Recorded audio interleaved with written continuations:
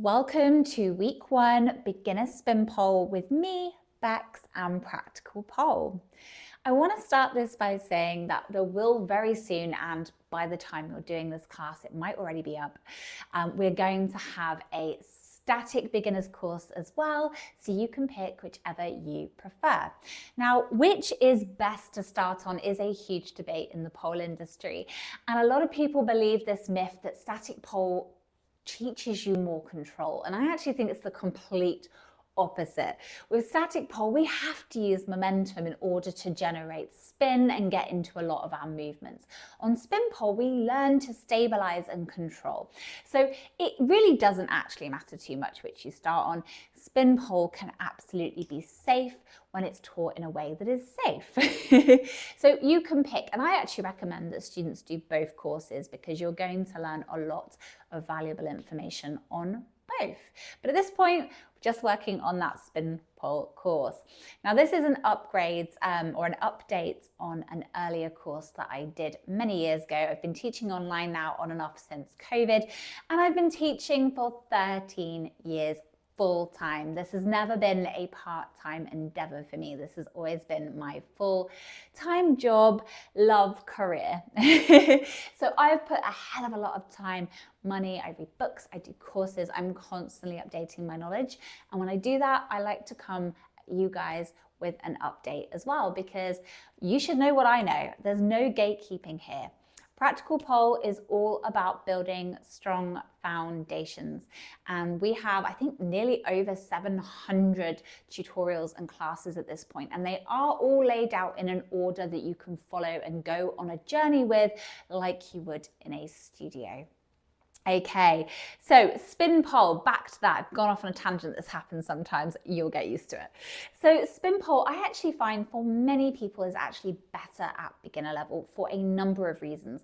There is an entire post on the platform, and actually I think on my blog as well. So if you're not on the platform, go to practicalpole.com and you should find a post on spinning versus static pole. But personally, I'm finding most people actually take better to spin pole. So that's why we're starting here. We will go on to static. Now, for today, you need to have a pole already ready. But if you are watching this and you haven't got a pole, there is also a guide on what pole to buy, also on the website, practicalpole.com. I'm going to put the links actually in the description of all the things you might find useful as a beginner pole dancer. And on the platform, there is also a whole section of welcome guides that is going to teach you everything you need to know, the kinds of stuff that the pros know that is going to help you on your journey. Okay, there is a 7-day free trial at the moment as well, and it is £22 per month plus VAT, which is one of the cheaper platforms around. Okay, so now I'm done plugging my product. What do we need to know for today? So we need our pole. It needs to be on spin. In terms of what you're wearing, you can wear whatever you're comfortable in. Most students actually don't necessarily need their leg grip on the first lesson, but if you find that you are struggling, a pair of shorts will help. You will need, by the end of this course, to be in shorts.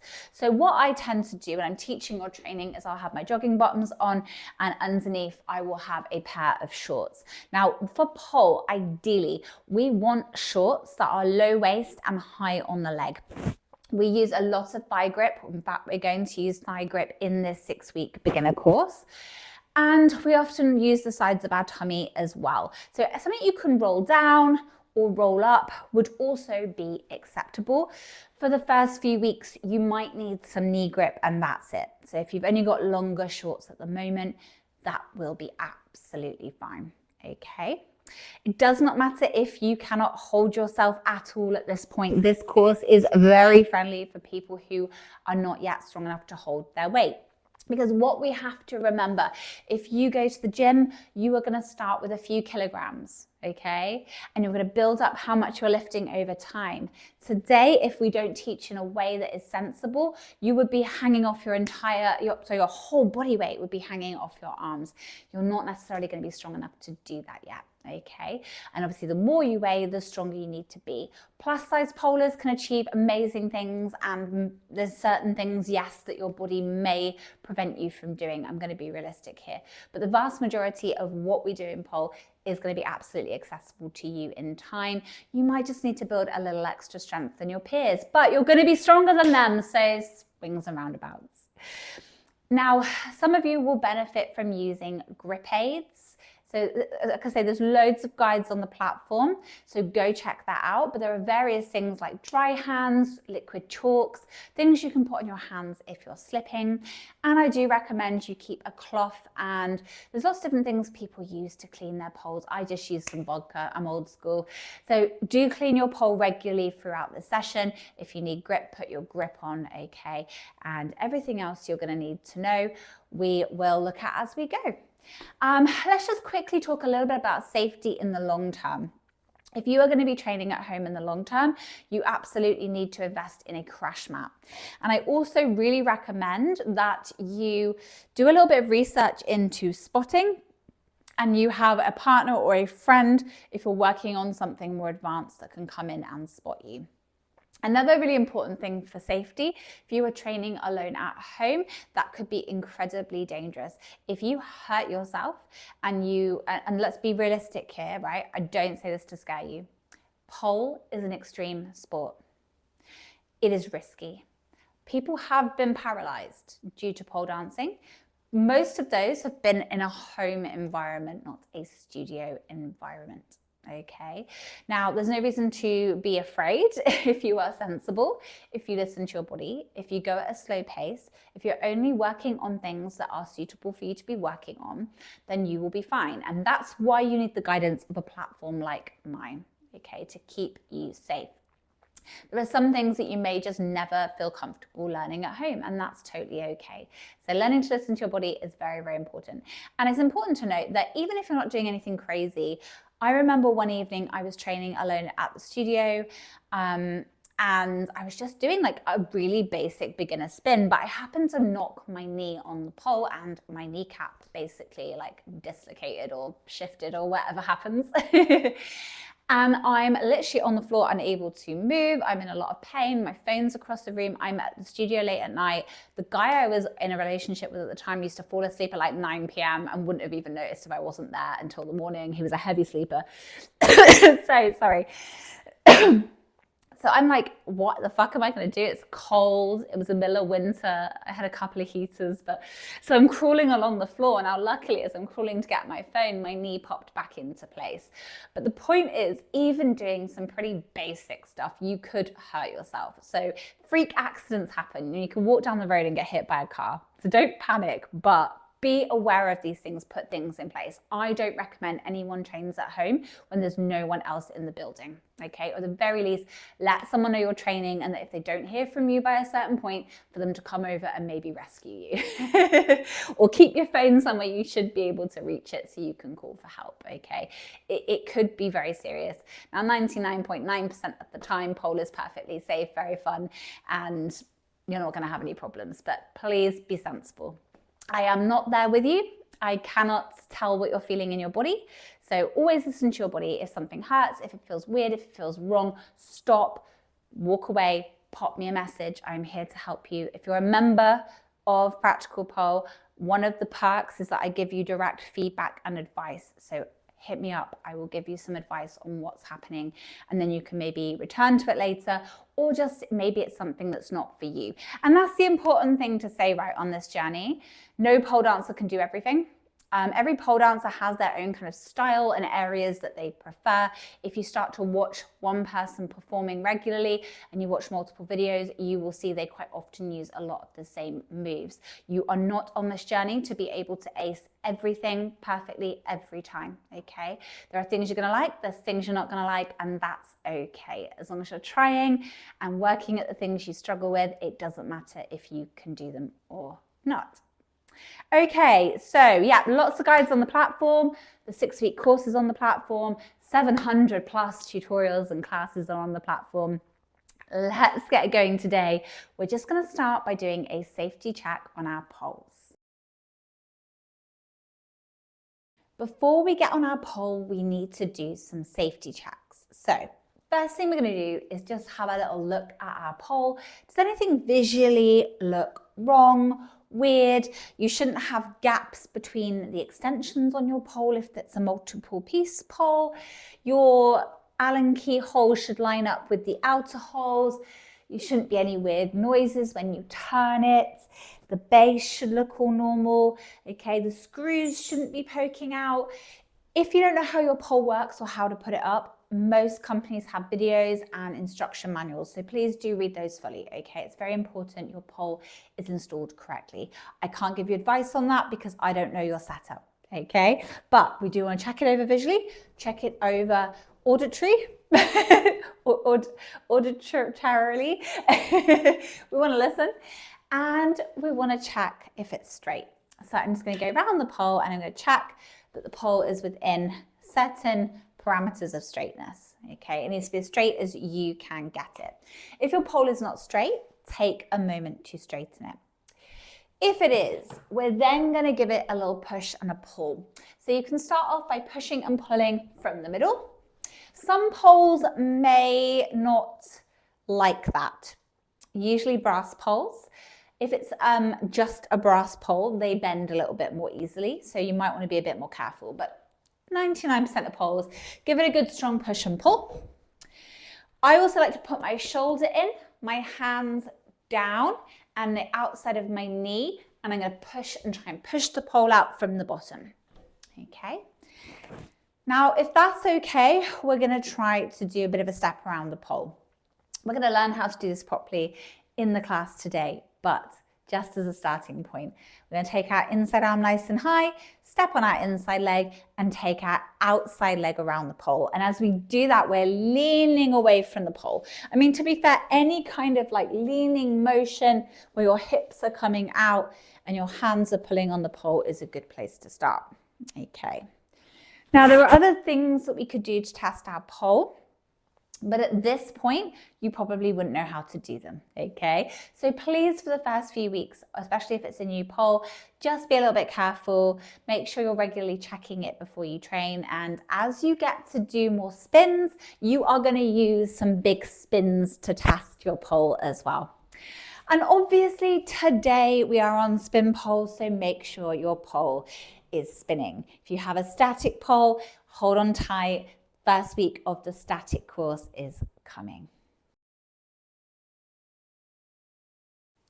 First, we need to warm up before we get on the pole.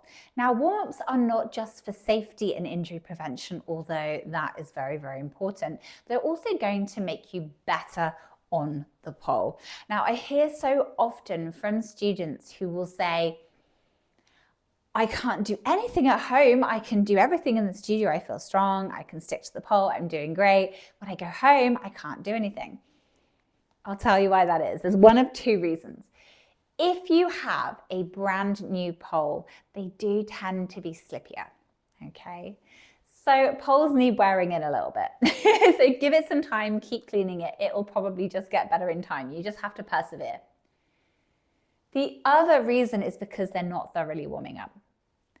Warming up is going to make your muscles stronger. You're able to access more of your strength, okay?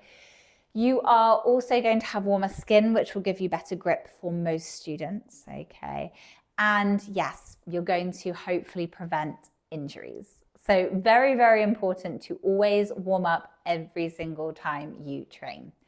So there's lots of different ways we could warm up. For today, we are going to do a lot of mobilization, okay, lots of movement. And then we are going to go into a section where we talk about a couple of things that we will do every time we train that is going to help you with your training long term. This is kind of getting a bit technical, but I'm going to start you off with some really important knowledge that applies to pretty much everything we do on the pole. Okay, so throughout this class, if you want to put some background music on, please do, okay? Put on your stereo, put on YouTube, whatever you want to do, put on your Spotify, so you've got a bit of background music. I am not including music because obviously it's quite tricky with copyright laws to do that, so I'm just not going to mess around with that. But usually we would warm up to music to make it more fun, so go put something on. When you've done that, you can pause if you need to, come back and we'll get warmed up. So we're going to start off by looking over each shoulder. We don't want to be forcing any of the movements. We're not going to maximum, just gentle movement. And then little semicircles to chin to chest.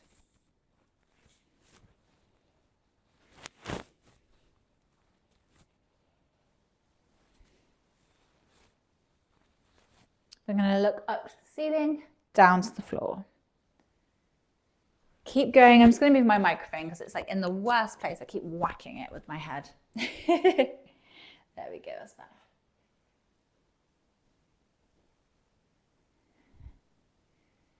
We're going to start to circle the shoulders backwards, and as we do, we're going to bend the knees, just a gentle bend. Make the biggest circle you can with your shoulders, all the way up to your ears, all the way back down. And then the other direction forwards.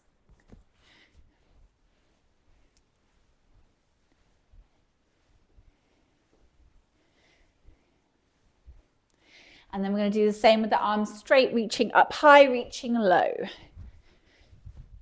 can start to speed this up a little bit if you want.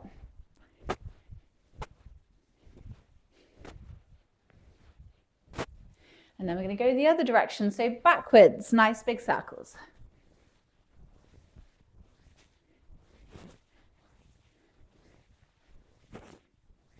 Okay, we're going to take our arms out to the side. I'm flexing my hands backwards at about shoulder height, chest open, and we're going to do little circles backwards.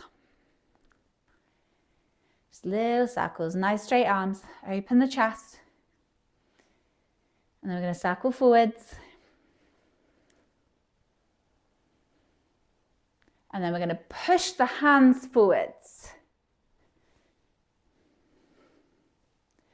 And then push the hands back.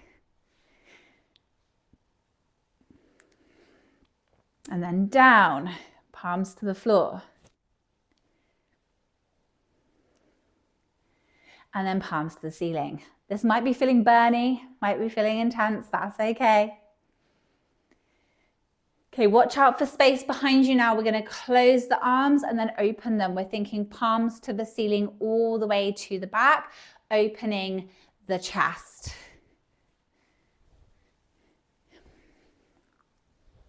Don't go to your maximum necessarily. It shouldn't feel stretchy or painful necessarily to begin with. You could go a little deeper, but we're looking to be quite subtle here.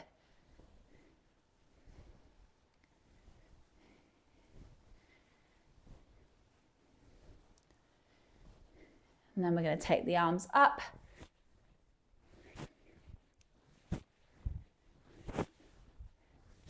Try not to arch your back with this one, so I'm not doing like this, because you're going to hurt your back. Keep this all in tight, just from the arms.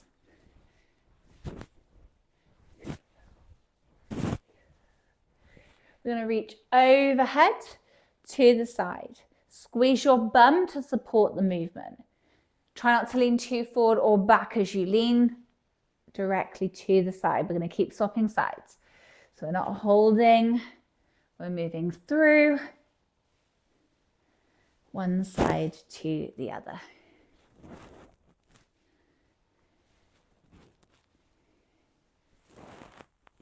Okay, hands on hips. We're going to do a little chest and hip circle now. So we're going to start with the chest. So we're going to start off with 4 movements and then we're going to smooth it out. If you can't smooth it out, stick with the 4 movements. So I'm going to stick my boobs out to my left, back, sucking them in, to the right. Forwards, left, back, right. Forwards, left, back, right. Forwards, left, back, right. If you can, smooth that movement into a circle. If you can't, stick with what you were doing. We're trying not to let the hips move with it. So hands on hips to try and keep them still can be helpful. Okay, now we're going to go the other way. So we're going to go left, forwards, right, back, left, forwards, right, back, left, forwards, right, back, and smooth if you can. If you can't, that's okay. Keep going left, forwards, right, back. Okay, now we're going to try and isolate the hips. The hips, we can do a similar thing if you've never done this before. So soft with the knees, okay? I find like holding my rib cage, so I'm not moving my rib cage as well, is helpful. So we're going to go left, back, right, forward, left, back, right, forward, left, back, right, forward. If you can, smooth it out. One way of thinking of this is that you've got a spoon up your hoo-ha and you're stirring a big pot of soup. If you want a nice, what's the word, metaphor? I don't know, example. Oh dear. So yeah, try and keep that chest still if you can, so it's all coming from the hips. A lot of these movements, it's just repetition and practice. So if you're out of your element right now, do not panic. Okay, we're going to go the other way now. So we're going to go right, forwards, left, back. Wait, is that the same way? That's the same way. Left, forwards, right, back. Left, forwards, right, back. I think is right. If I'm wrong, do the other way. I don't know. Doesn't matter so much. And then smooth it if you can. I'm not actually sure which side I'm doing now. Oh dear. It's the problem when you start giving details, you forget what you said before or what you were doing before. Okay, we're now going to try and do some bigger circles. We're going to think feet reasonably wide, not too wide, just a little wide. Hands on hips. I'm going to go over and down. And what I'm looking for is not you doing like this with a rounded back. So I want you to be flat, which means it might be quite small. Okay, so you might be like this. Okay, or you might be all the way down. Either is fine. Go to where you're comfortable. Legs need to stay straight. Okay, so whichever direction you want to go first. Hands can stay on the hips or they can come down to the thighs if you want.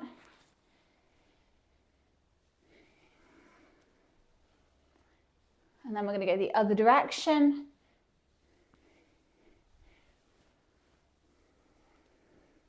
If you think about squeezing your bum on the way up, that can help this one not feel so icky.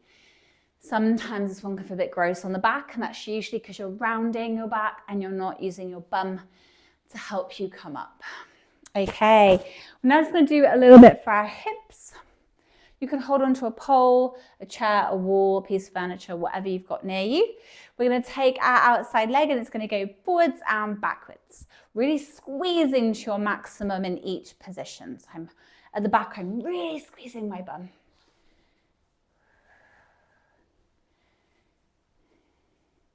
And then we're going to do a little figure of 8. So leg comes across, it opens out. Comes across, opens out. I don't recommend for most of you that your knee come up high because it's probably going to feel a bit gross in your hip. But it's up to you. Do what feels good.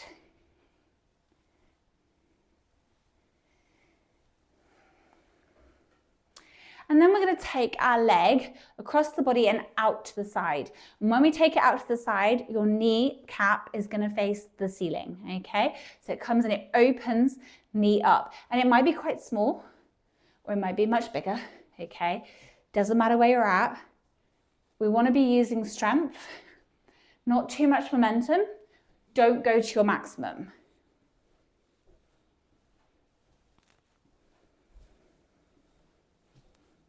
And then we're going to go to the other side now and do the same 3 movements. So forwards and back. Apologize for the cough. I have been sick and I cannot shift that last little bit of cough. It's been months. Standard, I say months. A month. And then we're going to go figure of 8 across and out. Across and out.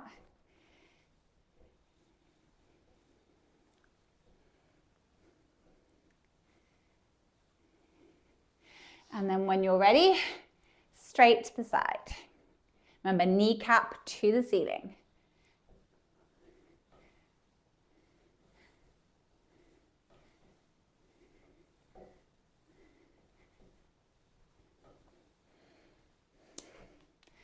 Okay, finally, we're going to do wrists and ankles. I quite often will do more in a winter situation, but this is still a pretty good warm-up for joint mobilization, okay? So, interlock the fingers, Hold the hands together, balance on one foot, circle the foot and the wrists. Palms stay glued together, we're not like this. And we'll try the other way.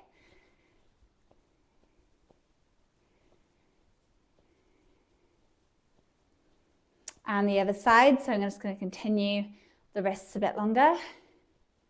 And the other direction.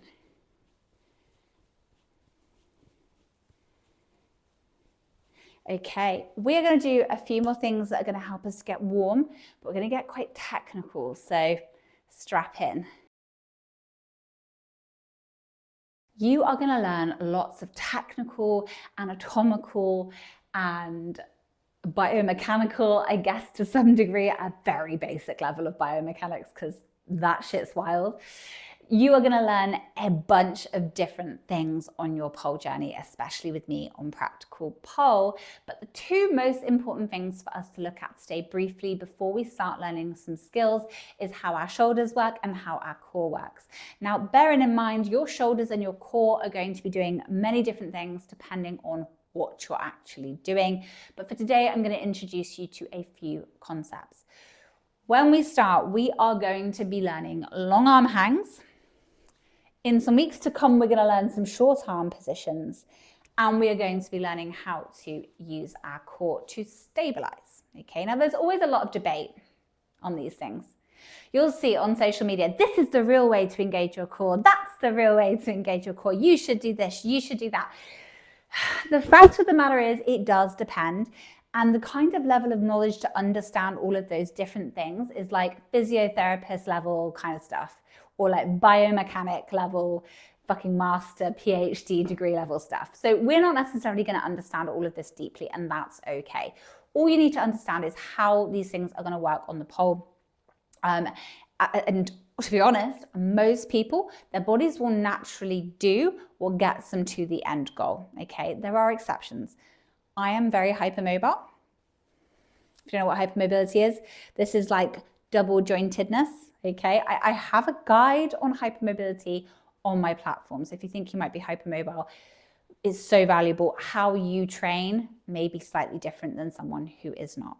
Okay, so for those of us who are hypermobile, or you might have dyspraxia, neurodivergence, whatever, people quite often struggle with something called proprioception, which is your ability to know where your body is in space, amongst other things.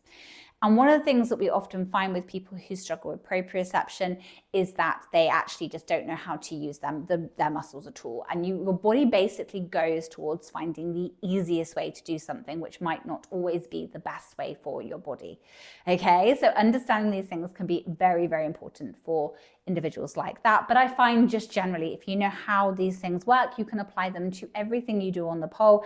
And it's like a cheat sheet. Okay, you're going to find everything so much easier when you know where you're engaging from, what the position of your body is.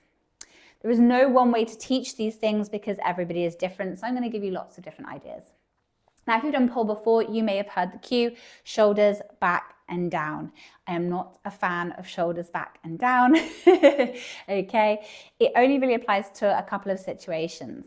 So if anyone ever tells you, engage your shoulders, shoulders back and down, and they say it no matter what position you're in, that person probably doesn't actually really understand how the shoulder works. Please do not listen to them. Okay, so we're going to start with a long arm hang, as that is most of what we are going to be doing today. And I want you to do this with me. So right now, reach up really high. Bend your knees and sink some of your weight into your arm. Okay, so in theory, you eventually be able to take your feet off the floor. Don't do that today, okay, not one-armed. Your shoulder is up by your ears. I want you to hang until you feel a bit of a stretch in your armpit or down the side of your body. So this is where we are not engaging our shoulder. We are hanging off our shoulder. So when we start to learn some spins, as we will in the weeks to come, if you're feeling that stretch in your armpit or down the side of your arm, chances are you're not engaging your shoulder. There are some exceptions to that. If someone is so tight that they struggle to get their arm overhead, you may feel a bit of a stretch even if your shoulder is engaged, and it's probably not the end of the world if you're careful. Okay, but for most people, that is a sensation we do not want to feel. And honestly, I think I've maybe only had a couple of students who were that tight in their shoulders that they would feel a stretch there regardless. Like in many, many years, I've taught thousands of people, okay? Now the next thing we're gonna try is shoulders back and down. So we're gonna take the arms overhead and we're gonna pull the shoulder blades down away from our ears, and then we're gonna squeeze our shoulders together at the back. Now what you're gonna find is, if you try and keep your arms up here, you're gonna feel restricted. It might feel pinchy, it feels pinchy to me. And you might find the only way to do it is to bring the arms down, okay? That's because, again, this is also not where we want our shoulders to be. We don't want to be forcing our shoulders down and together. So what do we do? Well, the real position for our shoulders is somewhere in the middle. We don't want our shoulder up by our ear. We do want to pull it away, but we don't want our shoulder blades to come together at the back, okay? So don't think about squeezing your shoulders together. Just think about pulling the shoulder away from the ear subtly. To test this, to practice this, and I do this as part of warm-up with my students every single week, so we keep reiterating that this is the right position. We're going to do what I call a shoulder engagement. So we're going to start up on tippy toes. I'm right up on my toes, and I'm going to reach as high as I can. And as I do, my shoulders are coming up to my ears. Okay, so I'm purposefully like shrugging like this. Okay, so I look silly. I'm going to reach my arms as high as I can. And my arms are going to be dead straight. Okay, they're as high as I can and they are really straight. Now at this point, without losing my shoulders from my ears, I'm just going to slide my hands a little bit and take my feet flat. But I still have my shoulders up by my ears and I still have straight arms. And now what I'm going to do is just try to subtly pull the shoulders away from the ears. And if you notice, I'm going to use my feet to begin with to help me. I'm actually almost doing like a calf raise. Okay, I'm going to use the feet. As the feet push me up, I'm going to pull the shoulders from the ears. Let me show you from a few different angles. So up tippy toes, arms are straight and high. Shoulders are right up by the ears, like I'm literally like no room around my face. I slide the hands and get the feet flat, but everything else stays the same. My shoulders are by my ears, my arms are straight. I'm going to gently pull the shoulders down away from the ears. I'm not forcing my shoulders back. I'm just pulling the shoulders away from the ears. And then I'm going to collapse into that position again.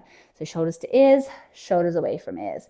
If you're struggling with this, you can literally just try doing this standing to begin with and build up to putting your hands on the pole. Okay, entirely up to you. We're going to do 5 on each hand. Now, just to give you a progression for those who are a bit stronger, maybe naturally, because that does happen. Eventually, you can take your feet off the floor, your shoulders are by your ears, and you just gently pull down through various muscles, facilitate this movement. Okay, you don't necessarily need to know that information. All right, let's do it together. So we're going to reach really high. I'm going to go with my right hand on top to begin with, left hand underneath. I'm on tippy toes and I've reached so high, my shoulders are up by my ears. I slide my hands down, my feet are flat. I'm going to do 5 on each shoulder, using the feet if you need to. Pull the shoulders away from the ears and sink back down. Pull the shoulders away from the ears, sink back down. We got 3 more.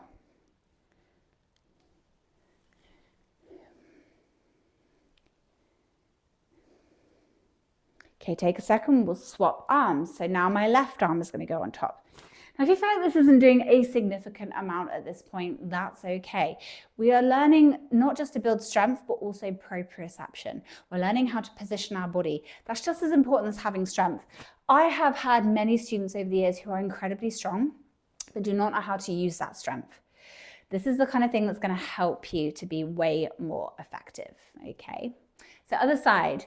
Now my left hand on top, right hand underneath, my arms are straight, my shoulders are up by my ears, I'm on tippy toes, I slide my hands with my shoulders still by my ears, feet flat. Okay, and 5, pull the shoulders away. 4, 3, 2, 1. Okay, shake it out. It's very subtle. Okay, very subtle, but super useful. Okay, next thing we're going to talk about is a short arm position. We're going to use a little bit of a short arm today in our strength training, but I just want you to get a feel we'll talk about this more when we get to that strength training, but I just want to touch on it a little bit here. So shoulders in a short arm position where the hands are sort of at head height and the hands are together on the pole. This position, whether you're facing the pole, whether it's in your armpit, okay, doesn't really matter. Let's maybe do it let's do it from facing the pole to begin with. Okay, so I'm just facing the pole. I'm going to put both my hands together, thumb up at about head height. Okay. In this position, we do want to think about shoulders back and down. So I'm pulling my shoulders from my ear, and I'm also trying to squeeze my shoulders together at the back. What we need to be careful of though is that we don't excessively arch and push our rib cage forward, because this can cause rib flare.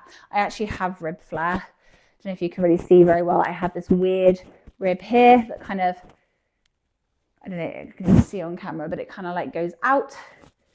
Okay, it's there. I don't know, lighting's a bit weird. That's probably the best angle. Okay, mine's not too severe, but I do have rib flare out. This is probably more to do with the fact that I'm hypermobile and years of incorrect breathing mechanics, but it can be caused by excessively doing this all the time when we're training. So think about your rib cage knitting in. We're going to talk about our core in a minute, but we want to think about our rib cage and our pubic bone kind of drawing together at the same time as we're thinking about the shoulders going back and away from the ears. It's about not doing extremes. It's not the end of the world if the ribs kind of come up a bit. I wouldn't stress about it, okay? So what we're going to try and do is lift off of our heels, pulling down the pole out of the ceiling, shoulders away from the ears and shoulder blades back towards each other, like you're trying to crush a can between your shoulder blades, okay? So it's going to do 5 on each side for this as well. So 5, 4, 3, 2, 1. Let's swap the hands over. And again, you're not going to probably feel a lot at this point. Just getting the brain used to where our shoulders are supposed to be. So we don't want to be hunched and rounded like this. We want to be open the chest. So other hand on top, let's go again. Hands back head height, shoulders away from the ears, shoulders back towards each other, and 5, 4, 3, 2, 1. Okay, now we're going to talk about the core. As I said before, there are so many different ways we can engage the core and different muscles we can use depending on what we're doing on the pole. But a lot of what we do on the pole is kind of a bracing hollow body position, kind of like a dish hold, if you've ever done any other kind of fitness classes, okay? What we don't want most of the time is this kind of pushing out of the core, okay? So when you think about like bracing your stomach to withstand a hit, okay, and we almost like push out through just the six-pack or the abdominal muscles, okay? We don't want that. What we actually want is a knitting of the front of the body. It's not quite a sucking in, although some people used to use the cube belly button to spine. It's not quite ideal. So I don't know if you can hear that. The pipes in my house are crap, and my boyfriend obviously decided now is a great time to run the hot tap and make loads of noise when I'm filming a very important video.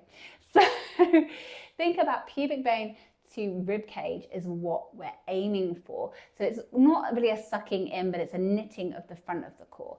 This helps to bring in not only the six-pack, but some of the deeper core muscles, the pelvic floor, the diaphragm. Okay, essentially your core is like, almost like a tube. You have muscle, it's not even a tube, it's a container. You have muscles all the way around, layers of different muscles. You have deeper muscles, and then you have your diaphragm and your pelvic floor at the top and bottom.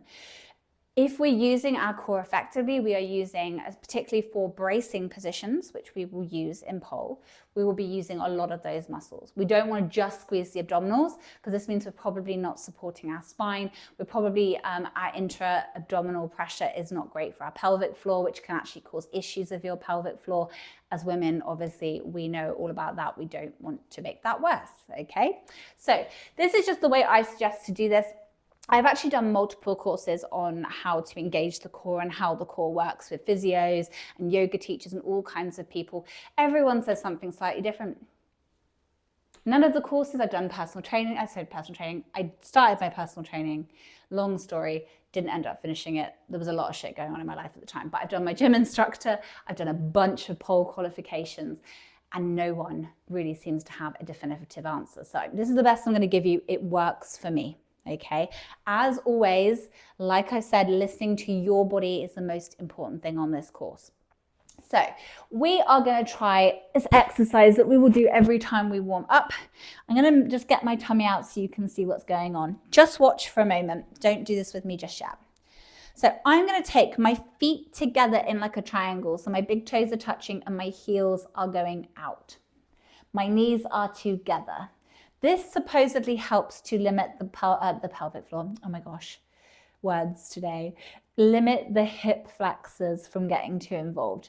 Quite often when we use our core, our hip flexors do work with them. Hip flexors, there's various muscles that kind of make up our hip flexors. Essentially, there are some of the leg muscles that come from our leg into our core, and some of the muscles that go from our legs into our hips. Okay, so we don't want them today. Oh, I've got an Allen key in my pocket. Oh my God, this video, I should probably just start refilming. It's all going very, very wrong in this section. Okay, so I'm relaxed. For me, when I'm relaxed, I do have a bit of a gap under my spine. That's kind of fairly normal. Some people will be flat, some people will naturally have that gap. It does not matter too much. So what I'm going to think about doing is knitting my pubic bone to my rib cage. So I'm zipping up the front of my body, and I'm trying to feel my pelvic floor, my bum, and my core muscles all working as I do that. And it creates almost like a slight hollow body position. I'm then going to relax, and as I do, I'm going to allow myself to exaggerate my arch. Okay, so zip it up, suck in, and relax, arch. Okay. We're thinking about bracing the core, okay? We're thinking about using our back, our bum, everything in conjunction, especially the pelvic floor as well. We don't want to like overly squeeze it, but we should feel some level of engagement, okay? So I always do about 10 of these every time I train, or I get my students to do 10 every single time. It helps to remind their brain in an easier position what they're then going to do on the pole from standing. We are going to use this in a moment in our strength training, okay? So when you're ready, relaxed, big toes together, heels out, knees together, arms can go by the side. You can put them on your tummy if it helps.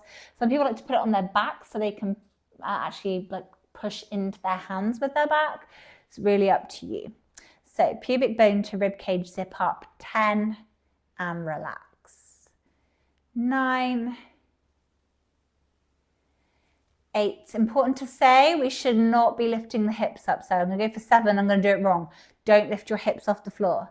The bum tucks under slightly. 6, but it does not lift off the floor fully. 5, 4, 3, 2, 1. Okay. So we've covered the 3 most important things that are going to get you going today. There is more technical stuff on the platform as you get more advanced. So do go check out that collection on Patreon. For now, we're going to do some strength training. Next, we're going to do some strength training. Now, just doing tricks and just dancing with nothing else isn't going to help you in the long term. You will probably end up with muscular imbalances, and you will hit plateaus and moments where you struggle to keep progressing onwards. So if you want to be able to do some of the really incredible tricks later on, like Aisha's and handsprings and shoulder mounts and things like that, INX, Phoenix, all of these crazy moves that you may not know what I'm talking about, you have to do the work early on. Now, I always do it with my students at the beginning of class as an extra measure to make sure they are very, very warm, because the positions we're going to use are simpler. We can work those muscles, we can build strength in those muscles, we can get stronger in those muscles, but without having to do complicated dynamic movements, okay? It's just a little bit safer. However, some people do prefer to do their strength training at the end, okay? For this course, you're just gonna have to deal with it. But when you start to do your own training and constructing your own training schedules, you can put your strength training wherever you want. Some people even prefer to put their strength training on a different day to their tricks training. There's so many different ways you can do it. Again, there are guides on how to structure your training on the platform. Okay, so let's start off. We're going to do some knee raises. We're not going to do too much today. Just a few of the things that we might need to start working on to get us going. So this is not going to be too insane, hopefully. So we're going to start off with what we call knee raises. These are the foundation for eventually when you want to start to go upside down. So we do need to do these. So we're going to start with our hands on the pole next to us. Okay, so my outside hand, the one that is not closest to the pole, is going to go on top, and my other hand is coming underneath. Both hands are about head height and they're both close together. I don't want them apart. I'm going to start to step my hips in front of the pole. Okay, so the pole is wedged in my inside armpit and my hips are actually just a little bit in front of the pole. It doesn't need to be like all the way through, but we don't want to have the pole like next to our hip, mainly because it's uncomfortable. As we do our knee raises, if our hip is leaning into the pole, we're going to be rubbing it against the pole constantly. So outside hand is on top, into the armpit, hips in front of the pole. We're going to think about pulling down the pole out of the ceiling.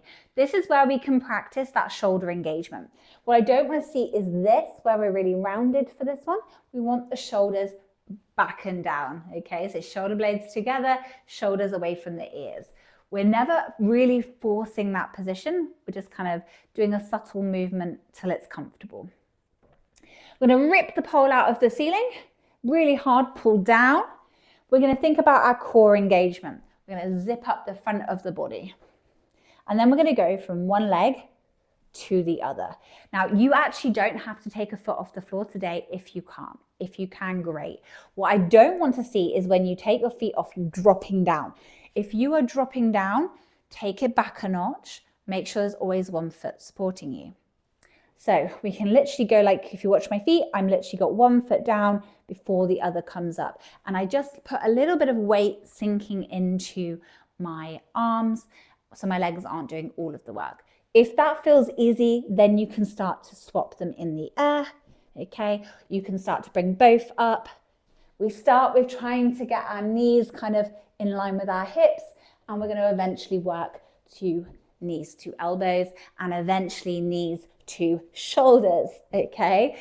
You start wherever you are. If you've done some gymnastics, you go to the gym, you've done other stuff, you may find this easier than others who haven't. Never compare yourself to anyone else because we all have different starting points. Someone who is a gymnast, who started like this high, they still started where you are right now, okay? But they did that when they were 5. They've got like decades potentially on you. So just don't compare yourself to them. They're way further down their journey, even if it's not in the same discipline, okay? So let's just do 5 knee raises on each side when you're ready. I'm going to start off with the pole in my left armpit. My right hand will be on top. Hands are head height, hands together. Pull the pole out of the ceiling, hips in front of the pole. Pull down, zip up pubic bone to rib cage. And when you're ready, either from leg to leg or both together, let's go 5, 4, 3, 2, 1. Let's go to the other side. So now we are going to have the pole on the right. Left hand is going to be on top. Hips come in front of the pole. Squeeze your armpit. I've got a jumper on, right? But if you struggle with grip, make sure you got your armpit out. Use your armpit grip, okay? Use that to squeeze in. It's going to help a little bit.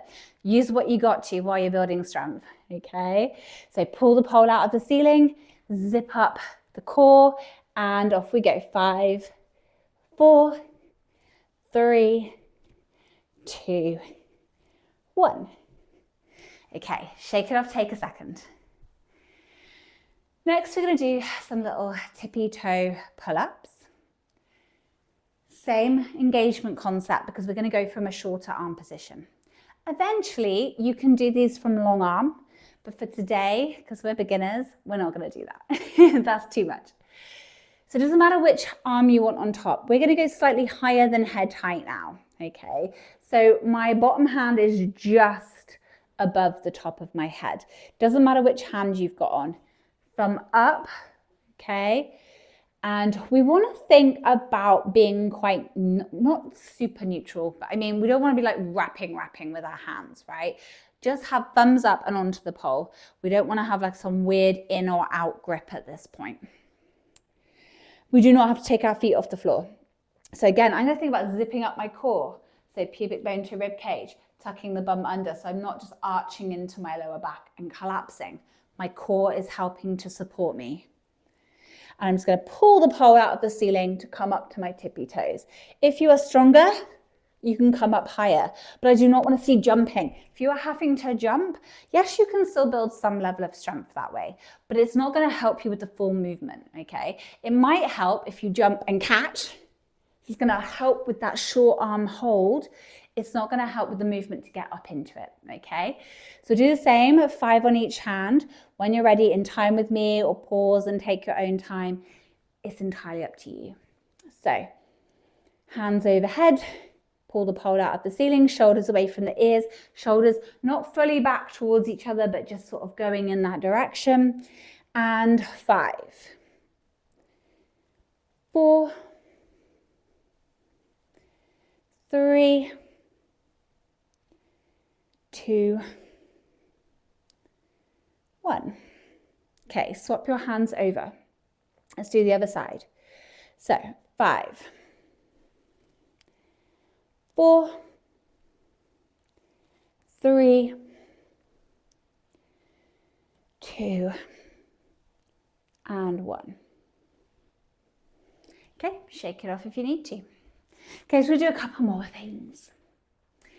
So we are going to do a little, what we call ballet hook crunch. So this is actually going to work your obliques, which are the muscles to the side of your body. We do use them for a number of things in pole. Now, there's lots of different ways to do this one. We'll keep it simple for today. If you're wearing trousers, you may prefer to have knee grips that you can actually hold onto your pole. It's just going to feel more secure, and you can focus on using your abdominal muscles, I say abdominal muscles, your obliques, rather than your leg grip, okay? So I'm going to stand slightly back from my pole. I step forward with the outside leg, the one furthest from the pole, and I hook my inside leg on. Doesn't want to be super high, knee about hip height or lower. We put it right behind the knee, we bend, and then we rotate so that I have knee pointing up and foot pointing down. Okay, it's quite subtle. We are going to just start with our hands on our hips. And we're going to go to the side and back up. Okay, so take a second. We'll do it together. We'll do again 5 on each side. Then I'm going to give you a back view so you can see which arm and leg is doing what. So the pole is on my right. I step forward with my left foot. I want a bit of space. Okay, don't put your foot close to the pole. My right leg is going to hook about hip height, right behind the back of the knee, drag it down, squeeze. I'm pulling my foot to my bum. Hands on hips. We go to the side. 5, 4, 3, 2, 1. Perfect. Let's go for the other side. So pole is on my left. I'm going to step forward my right foot. I'm going to hook my left leg up high, knee about hip height or maybe slightly lower. Don't go too high. Remember, behind the knee, drag the foot down and pull the foot to your bum. Hands on hips. And we go to the side. 5, 4, 3, 2, 1. Okay, so final exercise we are going to do is some pole press-ups, okay? Sorry, still this cough. Ugh. So we're going to think about walking the feet back from the pole. My hands are going to go at shoulder height. Okay, actually that's a lie. They're going to go nipple height. So they're going to go slightly lower than the shoulders. Thumb up. onto the pole. I'm not holding on super tight, like I'm not gripping. You can, but some people find that's a bit intense on the wrist. So you can keep the fingers more relaxed. Pole is like wedged between my thumb and my index finger. I'm going to go up on tippy toes. You can take your feet a bit wider if it feels good, or they can go together. Okay, it's up to you.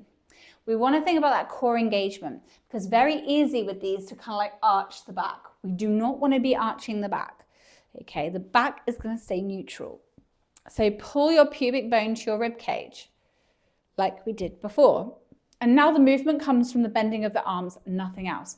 So I bend the arms to bring my chest in, and I push to come out. I'm not doing like a hinge, okay? That is not working anything that's useful for us, okay? So again, we're gonna do a little bit more on this one. We're gonna do about 10 on each side, because for most people, this is not super, super intense, okay? Some of you may even find at this point, it's not a lot at all. Obviously, I am at this point just trying to introduce some key concepts, proprioception more than anything. We're gonna increase the intensity of the strength training as we go through the course. And there are so many strength training classes on the platform as well if you just wanna dive into one. Okay, so I'm quite far back from my pole. My hands are about nipple height, thumbs around the pole. Feet back up on tippy toes, zip through your core. So pubic bone to rib cage. And then bend the elbows, and we're keeping them into the side of the body, not out to the side. Keep them brushing past you. Let's go. 10, 9, 8, 7, 6, 5, 4, 3, 2, 1. Okay, shake it off. We're going to swap the hands over. So now the other hand goes on top. We always want to be balanced, because one side does tend to do a little bit more. So remember, feet back, zipping up the core, hands at nipple height, up on tippy toes, elbows stay into the side. 10, 9, 8, 7, 6, 5, 4, 3, 2, and 1. Okay, shake it off. So that is our strength training for today. Now we can get into the really fun bit, and we're going to start to learn some steps, some turns, and a spin today. Let me show you what we're going to learn today. So we're going to learn to do a step around, a pirouette, and a knee spin, and a bum slide, bum roll, bum slide, bum roll. Okay, we're going to learn each of these movements individually first, and then we're going to put them together. Now, I am not going to get too crazy heavy on all the little details today. We will refine them as we go. Today is about learning the basic steps. Now, some people might look at this and go, oh, boring, I want to do this, I want to climb, I want to invert, I want to do... Trust me, if you don't learn these foundations and learn them well, it is going to hold you back long term, okay? This system is designed to get the most out of your training. So please don't rush, take your time. When you first start, I didn't say this at the beginning of the course, but when you first start, 1 hour a week is adequate, okay? For the first few months, 1 hour of training a week. When people have a pole at home, they just want to jump on it constantly. The problem with that is you're probably going to end up with tendinitis or some other injury, because your body is not prepared to go from 0 to 100. Okay, so I recommend you really follow this course as it is. Don't throw in any extra training sessions unless you know that you can handle it, because you've already been doing gymnastics or you go to the gym or whatever, okay? 1 hour a week quite often will cause people to be sore from that day of class almost until the next class. So it's not uncommon in those first few months to be pretty much sore 24/7. That's normal. It's called DOMS, delayed muscle onset muscle soreness. Oh my God, words today. I was like, I'm really on it today. Today is the day I'm going to refilm my beginner's course. I'm ready. I've got this. And now I'm just like a gremlin. I can't put words together. Okay. So I forgot where I was at. Yeah. So please wait until your body feels ready to go again. Don't just dive straight in doing more and more pole when you're already sore. Okay. Your body needs rest and recuperation, particularly in the beginning. So we're going to start with the step around. Now, what I have to say with anything when you're learning online, watch the first time. Just digest it visually and listen to the cues. Then I'm going to do a few different breakdowns for each movement. Then you're going to pause the video and you're going to practice it on your own as well. And you can go back if you need to in the video a few times if you need to do it along with me. Okay. When you're following my instructions, 9 times out of 10, this happens in studio as well as online. When people are making mistakes, they are overcomplicating things. They are adding movements that no one asked them to do. So you want to be very careful that you only move the things that I tell you to move, okay? I will go slowly. I will literally give you each individual limb and what it's doing. So as long as you don't start complicating things, you should be fine. And no, failure is a part of learning. You are going to fail a hell of a lot. If you want to be as good as I am on the pole, if you want to be as good as like the pros, the fucking elite pole dancers, trust me, they're okay with failure. They embrace failure. They have failed more than you've probably even tried, okay? So you need to just push through. It is normal to have no fucking idea what's going on, okay? So step around, just watch. I'm going to start with the pole next to me and I'm slightly back from my pole. I'm not like in line with it, I'm slightly back. I always like to pick an audience position. So for me today, you guys, my camera and the mirror behind it, that is my audience. That is my front, okay? My inside arm reaches nice and high, so my arm is straight. I just have a little bit of a gap between me and the pole. I'm going to step with my leg closest to the pole and I'm going to circle my outside leg around. As I do that, my hips need to face the pole. So my outside hand comes on, my outside leg starts to do a circle. I'm going to turn my hips and my body so I'm facing the pole. I'm going to stick my bum out and I'm going to just turn until I end up back where I started. So I want you to look at my feet right now, okay? I step here, my second leg comes round, just look at the feet and look how I'm replacing one foot for the other. We don't want to do like a half step around. Okay, we're trying to do a full circle. I call this a step around. Some people call it around the world. There's other names for things. This is another thing you're going to come up against. Every instructor, every country, every studio has different names for things. There are certain things you tend to see more consistently, but quite often you're going to have no idea. You'll go to another studio and they'll be like, do an around the world. And you'll be like, what the fuck's an around the world? So one more time, and then I'm going to do a back view that you can do along with me. So my inside arm is nice and high. The pole is next to me. I'm slightly back from my pole. I do a little step, and notice how I'm stepping quite close to the bottom of my pole. My outside hand is going to come on as my outside leg does a circle. My hips turn to face the pole. My bum sticks out, and I do a full circle. Once I step onto that leg, I'm just going to bring the second leg back through. I want to end up where I started ideally. If you've done it right, you literally end where you started, okay? Right, we're going to do both sides.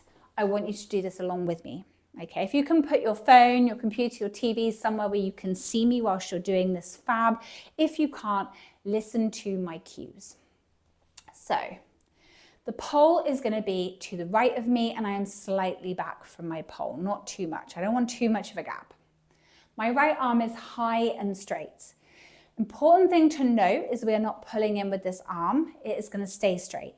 But remember your shoulder engagement at the beginning of class. We don't want to hang off the shoulder. So I am pulling the shoulder slightly away from my ear. Okay? I'm going to step on my right foot towards the pole.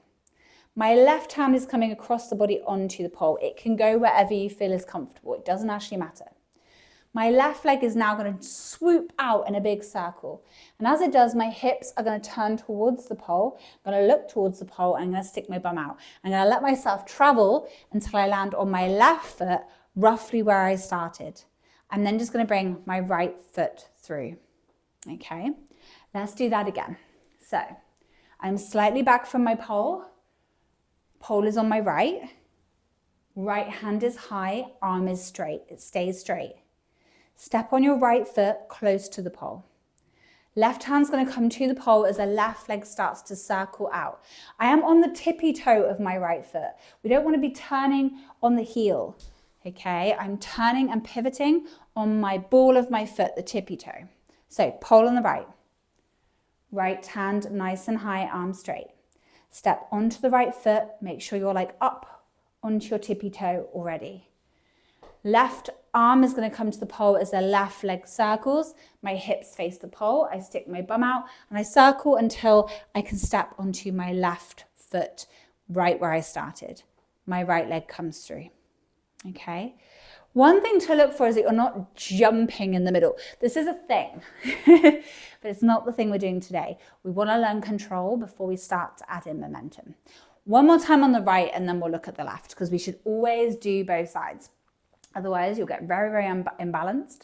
But also, later on, as you get more advanced, sequences tend to swap sides. So if you've only ever done one side, it's going to hold you back on your progress, okay? So always do everything, both sides, to the best of your ability. One side will always feel a bit icky just because of the way the brain works, but I promise you will be able to do most things on both sides. One more time on the right. So the pole is on my right arm is nice and high. I'm slightly back. I step forward onto my right foot close to the bottom of the pole. My left hand comes on across the body as my left leg circles round. I turn my hips towards the pole and I circle around, swapping my feet at the last moment. Right foot comes through. Okay, left side. By the way, you can pause now and just practice that if you want to on that side. At any point, pause and do as many extra as you want. People often say, oh, you make everything look so graceful. I've been pole dancing full time for 14 years. Okay, I had a pole at home. I had access to studios for that whole time. I taught a significant amount of hours a week, every week. I have probably done 1 million step rounds, and that's probably not an exaggeration. Okay, I've done them a lot. That is how you start to make them look better. Some of it is little details, which we'll talk about, but a lot of it is just repetition. Okay, so when you're ready, on the left. So the pole is on my left side. I'm slightly back from my pole. My left arm is nice and high and straight. We're going to step on the left foot close to the pole, and the the right hand is coming across onto the pole. The right leg is going to circle around. We're going to turn the hips to face the pole. We're going to stick our bum out. Circle. When the right foot comes to the left foot, we're going to take the left foot off and bring it through. Okay, so remember your first step, that foot is pretty much glued to the floor until the second foot comes around to join it. Let's go again. Pole is on the left arm really high. Step on the left foot close to the pole. Right hand comes across to the pole. Right leg circles around the pole, hips face the pole, bum sticks out. Circle. We swap to that right foot and we bring the left leg through. Okay, let's do it one more time. Pole is on my left. I am back from my pole. Left arm is high and straight. I'm going to step onto my left foot close to the pole. Right hand's going to come on as the right leg circles. Hips turn to face the pole. Right foot comes down. Left foot comes through. Okay. So pause and practice for as long as you need to. Okay. Don't expect today you're just going to get it. It's going to be perfect. It's going to be refined. You're never going to have to work on it again. Okay. Everything in pole requires constant development and improvement and practice. Even now, 14 years down the line, I find new little details and things to tweak to make my skills look even better. Okay. So it's not like a one and done situation. You're always going to be working on these things. Okay. When you're ready, pause if you need to. When you come back, we're going to do our turn. We are going to now learn what we call a pirouette. There are a billion different ways to do a pirouette. We're going to keep it simple for today. Okay, so again, just watch to begin with, take in the details, then we'll do it together. We are going to start with the pole directly next to us now. Inside arm nice and high. We still want a bit of a gap. We don't want to be like touching the pole. We don't want to be really far either. Just a small space. We're going to bring our inside leg, knee up, okay, in front of the body. We're going to take our outside hand, thumb down across the body onto the pole. I'm going to push up onto my standing leg tippy toe, and I'm going to turn towards the pole. Think sniff the armpit, and you should go the right way. So I'm going to sniff my armpit.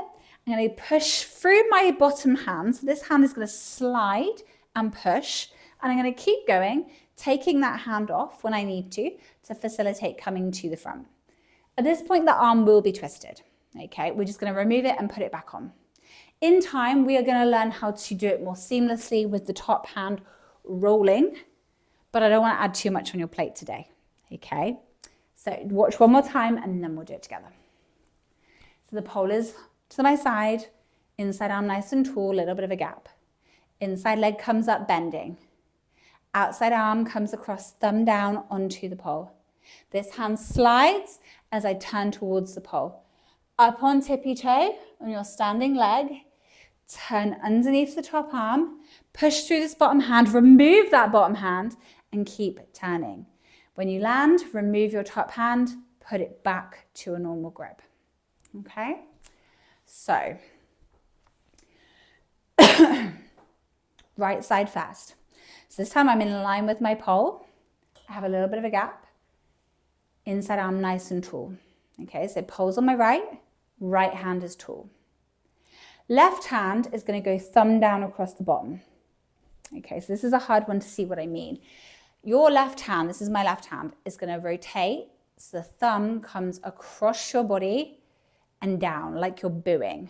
And it's going to come onto the pole, across your body. Okay, so thumb up, boo, across, hold. So pole is on the right. Right arm is nice and high. Little bit of a gap. Left hand comes across the body, thumb up. Rotate it down, thumb down. Take your fingers out, hold on to the pole. Right leg comes up. Go up to the left tippy toe. Turn to the right, underneath your right arm. Slide your left hand and push with it. This is going to help create your turn. When you've kind of gone about halfway, you're going to have to take that hand off and keep turning with your head and your chest back to the beginning.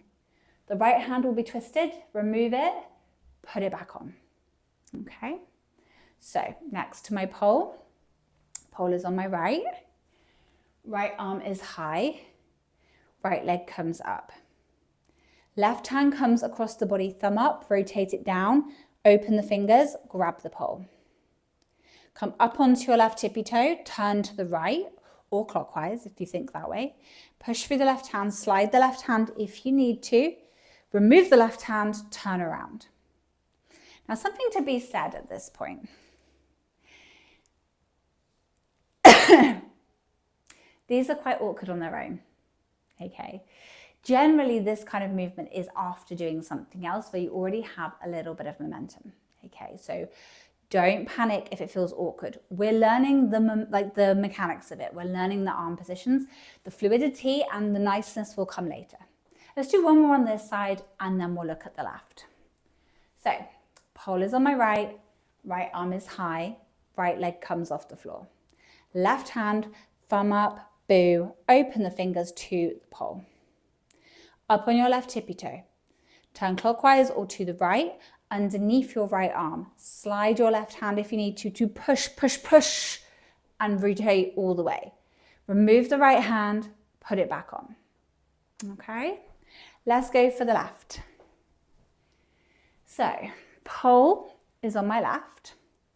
Left arm nice and high. Gap between me and the pole. Left leg comes up. Right hand comes across the body, thumb down, open the fingers, hold the pole. Up onto your right tippy toe, turn towards the left or anti-clockwise, push through your right hand as you slide it, let go of that hand, keep turning. When the hand is twisted, remove it, put it back on. Okay, so pole on my left, left hand high. Left leg comes up. Right hand comes across the body, thumb up, thumb down, Open the fingers, put the hand on the pole. Go up onto your right tippy toe.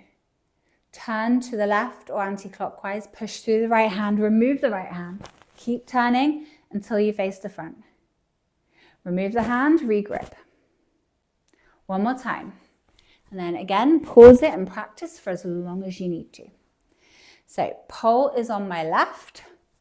Left arm is nice and high, arm straight. Left leg bends up. Right hand comes across the body, thumb up, thumb down. Palm opens, hold the pole. Go up onto your tippy toe.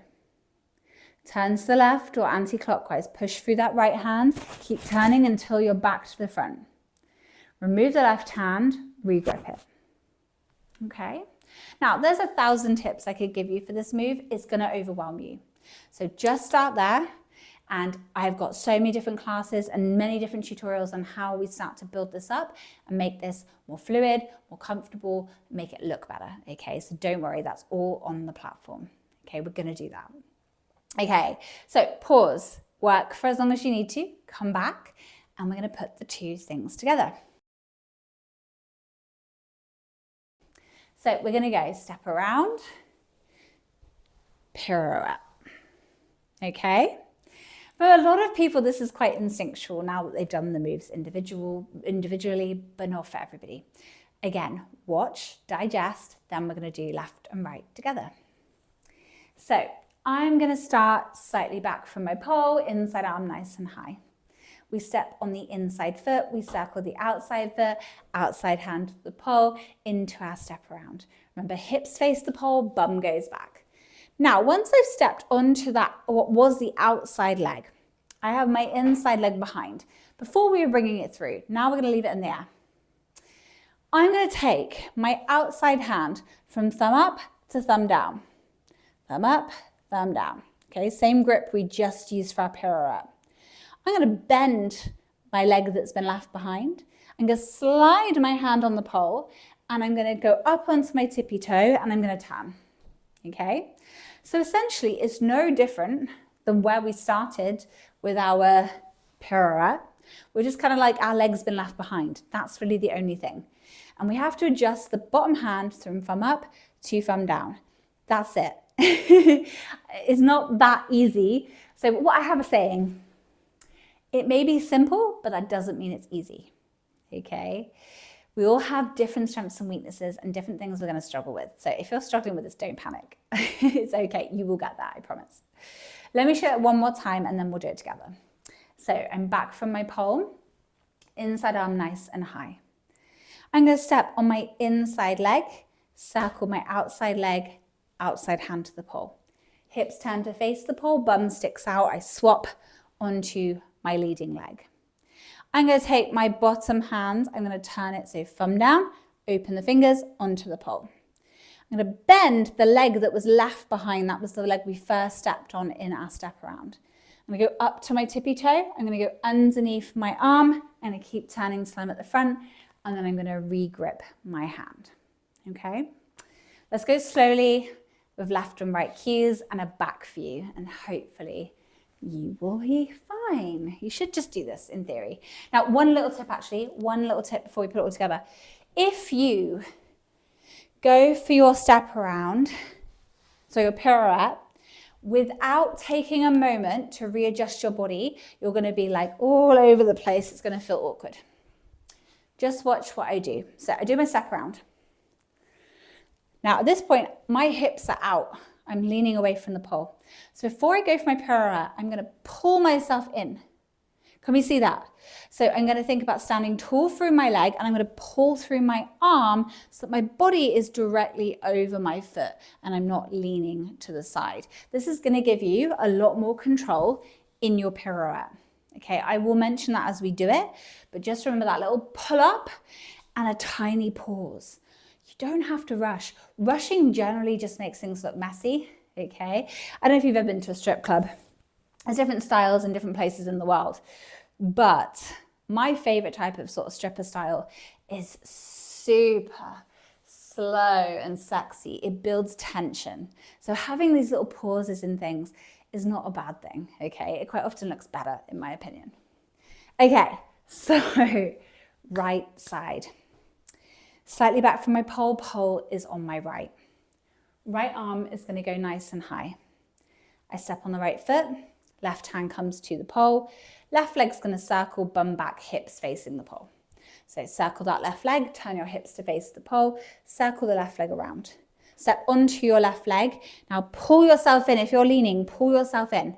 So you're nice and tall and close to the pole. Right leg is going to bend.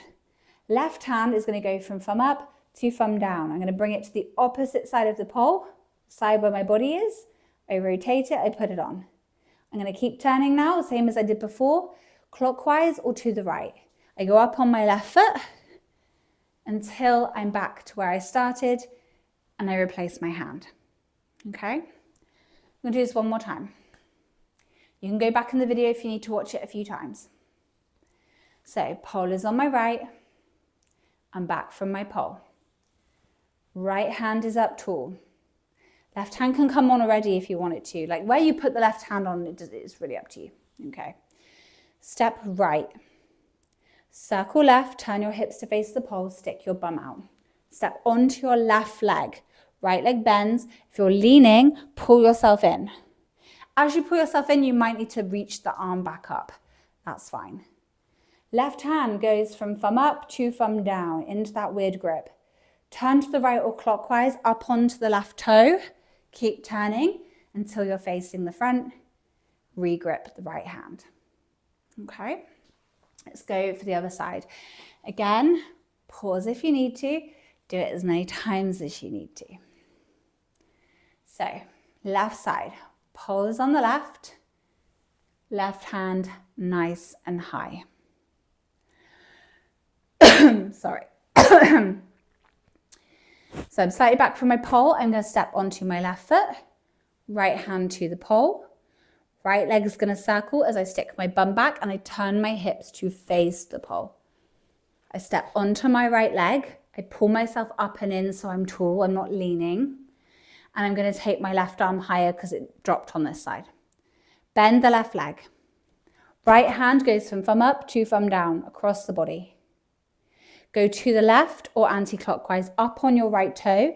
Turn, turn, turn, turn, turn, turn, turn. Release the left hand, regrip it. Okay? One more time, and then I'll let you practice. And then we're going to do our last spin and then put it all together. So, pole is on my left. Left arm is high. I'm slightly back from the pole. I step into the pole with my left foot. My right hand comes on thumb up. Right leg circles around. We're going anti-clockwise around the pole. Circle. Turn the hips to face the pole. Step onto the right foot. Pull yourself in so you're not leaning. Pull in. Bend the left leg.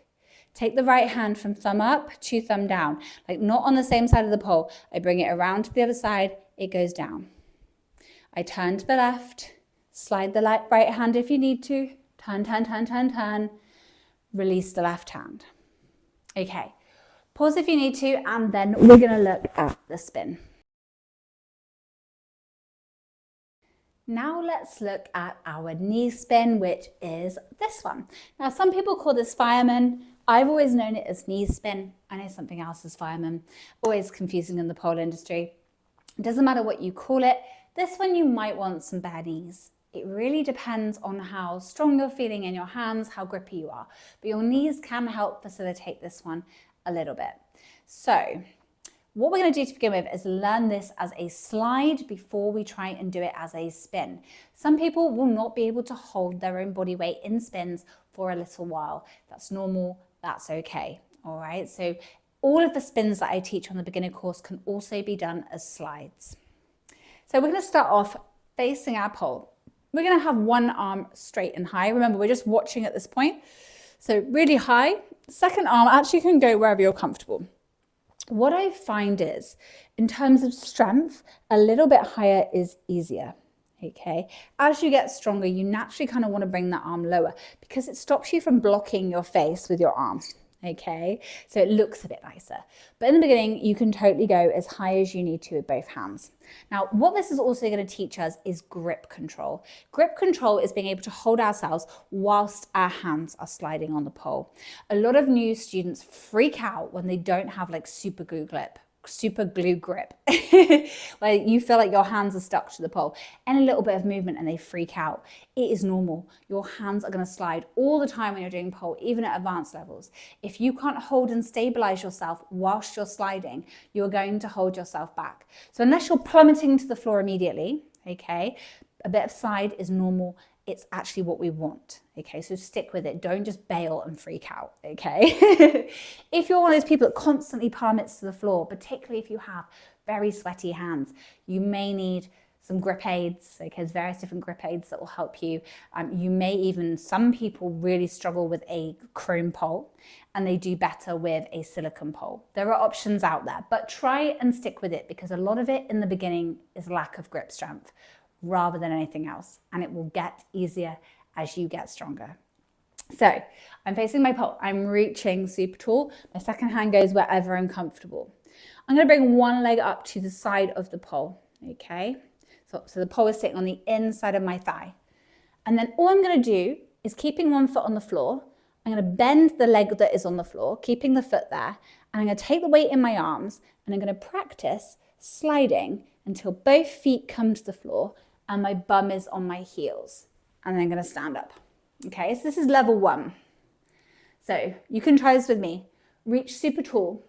Second hand wherever you want to go. It doesn't matter which side you're doing at this point. Okay, we'll do both sides.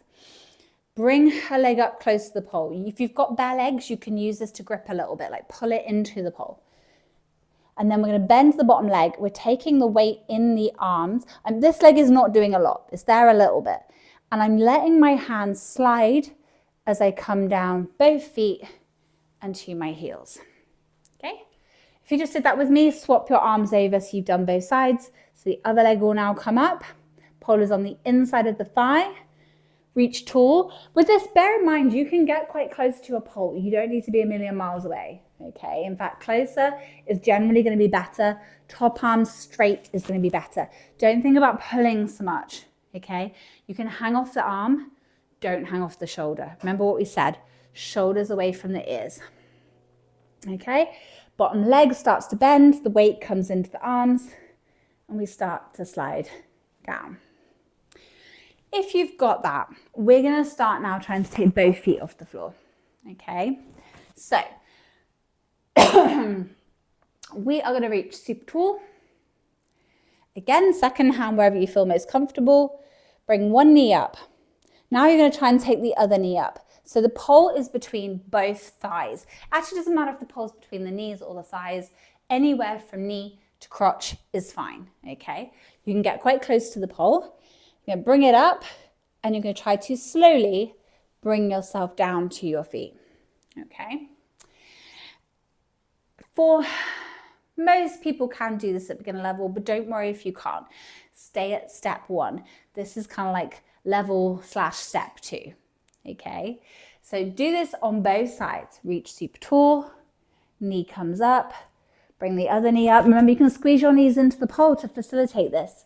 Slide to the floor. Okay. If we've got this, we're now going to add a little bit of a spin. Now, the key when we start to spin, you really don't have to put a lot of work into this. These poles will take you, okay? Don't think about like throwing yourself out away from the pole. When you get more advanced, you can do that. But at beginner level, that's going to be a lot. So watch, and then we'll do this together, okay? Remember, if this is too much today, you can come back to it. You can skip this section, go on to the next, and do what you've been doing with the slide, okay? Or you can keep practicing the slide while I'm talking, whatever you want to do. So what we just did was knee slide. Now we're going to do knee spin.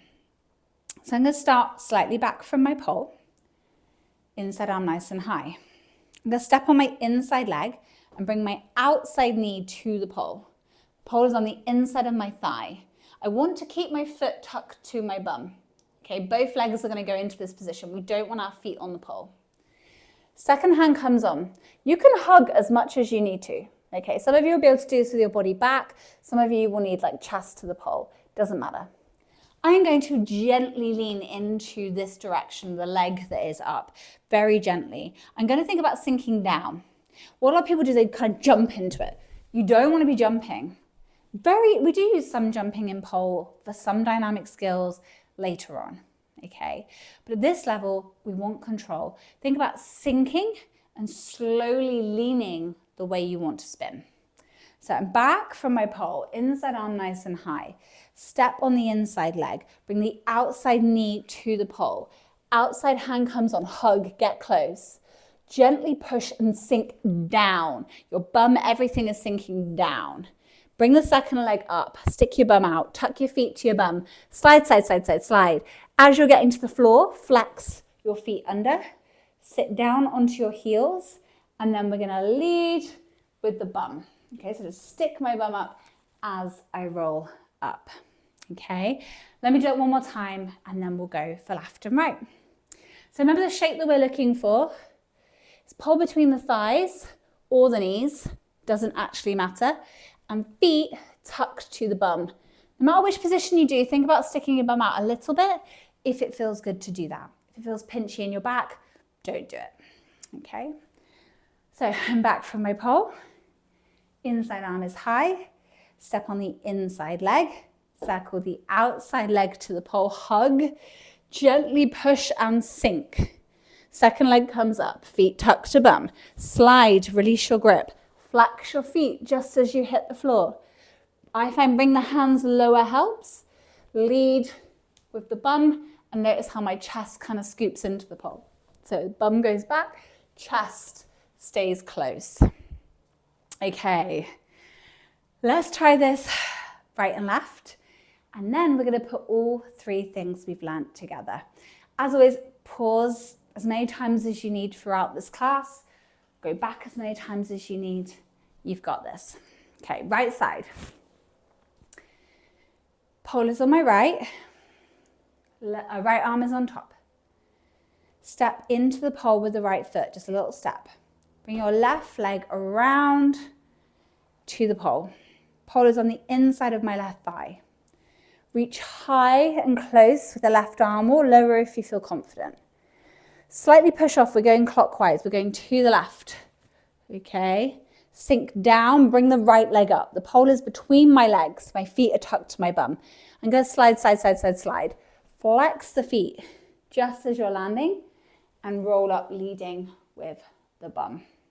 Okay, let's go one more time. Pole is on the right. Right arm is nice and high. Step on the right foot, circle the left knee to the pole. Left hand goes where you're comfortable, hug if you need to. Gently push off to the left, bring the right knee up. Remember to sink. Let the hands slide, flex your feet just before you hit the floor. Roll up with the bum. Okay. Left side.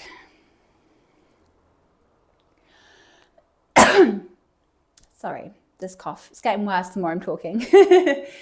So, pole is on my left. I'm slightly back from the pole. Left arm nice and high. Step on the left foot towards the pole. Bring the right leg around so the pole is on the inside of the right thigh. Right hand comes on, hug in if you need to. If you're comfortable further back, you can stay there. Whatever feels good to you. I'm going to start to lean to the right or anti-clockwise, gently pushing off the standing leg. And then I'm going to sink down as my left leg comes up. Pole is between my knees. Slide, side, side, side, slide. Flex your feet just before you land. Bum on heels. Roll up. Okay, one more time. Pole is on my left. Left arm nice and high and straight. Step on the left foot. Circle the right leg to the pole. Right hand comes on. Hug if you need to, stay back if you need to, use your knee grip if you need to. I've got trousers on, but you don't need to have trousers on. You can have that skin grip on your legs to support you. Go off anti-clockwise to the right, gently sink down, okay? Gently push off, bring the left leg up. The pole is between my legs. Flex the feet at the floor, roll up. Okay, again, pause. And if you need to practice that some more, practice it some more. And then we're going to come back and put it all together. Now we're going to put it all together. Step around, pirouette, knee spin. Okay, now we've already done the first section of this. So hopefully, I feel like it's going to be quite natural for most of you, because when we finish our pirouette, we're kind of in our starting position for our knee spin. So all we have to do is just do the knee spin, okay? So hopefully you'll all find this okay. I'm going to do, as before, I'm going to do a little breakdown for you to just watch, and then we'll do left and right a couple of times each. So pole is on my right, inside arm is nice and high. I step on my inside leg, circle my outside leg for my step around. I bend what was my inside leg from my step around. I bring my hand down from thumb up to thumb down.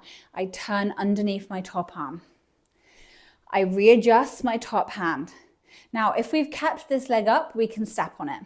If we've already put it down, that's fine, we just step on it. Either way, we're going to step forward onto the inside leg. Outside leg comes to the pole, we push off into our spin. Our hands slide, we flex our feet as we touch the floor, and we roll up with our bum. Okay, let's just go for left and right. I will try and hopefully position myself so that I'm in the best position for each transition. But essentially, you're just putting it on the end. Don't overthink it, okay? A lot of the problems in pole come from overthinking, I have to say, especially at beginner level. Okay, right side. Pole is on my right. Right arm is nice and high. I step on the right foot. I circle the left leg as the left hand comes to the pole. I do my step around. Hips facing the pole, bum out. My right leg bends, my left hand comes thumb down. I go under my right arm, so to the right or clockwise. Once I've landed facing back where I started, I release my top hand, put it back on. My right leg is still up, so I'm going to step onto my right foot. I'm going to circle my left hand to the pole and my left leg to the pole. I'm going to push off gently, sink down, both pole between both knees, slide, flex the feet as I land, and roll up. Okay? It's doable. I think it's doable. I feel like you're doing it and you're fine. You've got this. Okay, one more time on the right. I'm back from the pole. Pole is on my right. Right arm nice and high. Step onto the right foot, circle the left hand to the pole. Bum back, hips to the pole, do your step around. Full circle. Bend the right leg. Turn the left hand to thumb down. Up on your left tippy toe, turn under your right arm. Keep turning, keep turning, keep turning.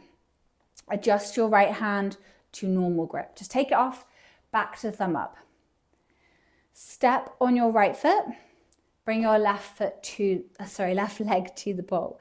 Left hand to the pole. Push off into your spin. Right leg comes up, feet tucked to bum. Slide, slide, slide. Flex the feet and roll up. Okay. Left side.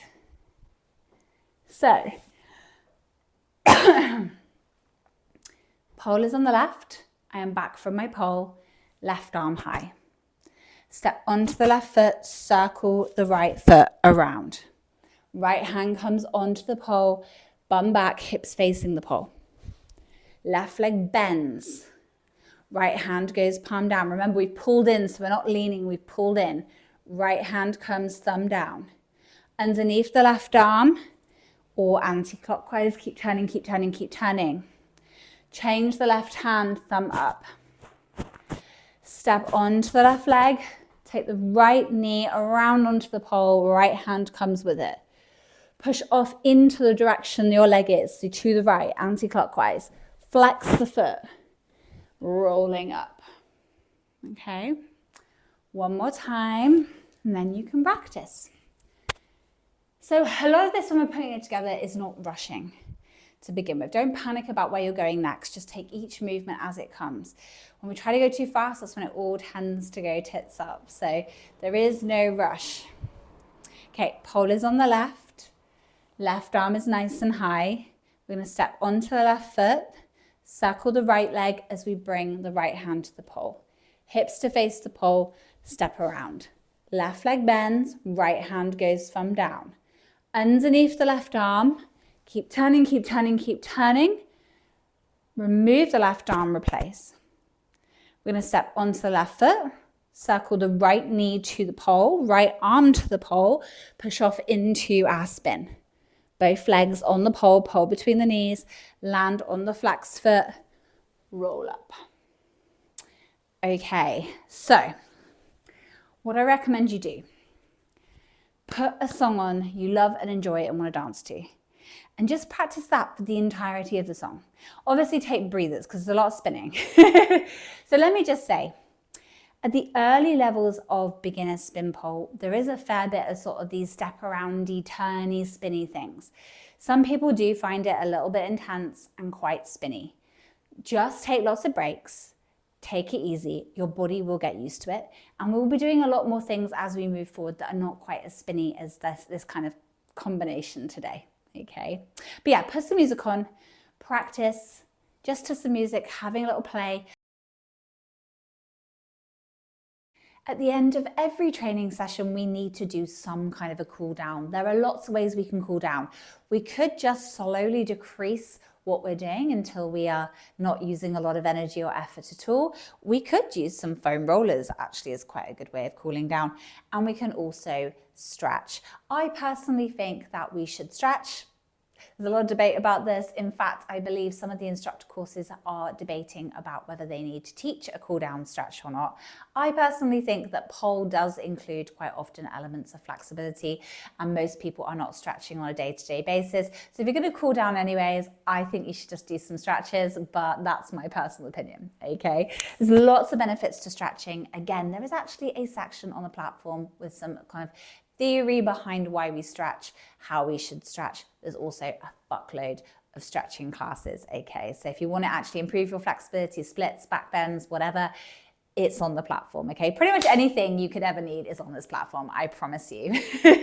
But for today, let's cool down. We're gonna just start by walking around the room a little bit. So if you've been doing that sequence over and over and over again to music, you're gonna wanna just slowly bring yourself down, just walk around your space, however you want to for a moment, okay? Make sure you're breathing nice, slow, deep breaths into the belly, in through the nose, out through the mouth, okay? Just take your time.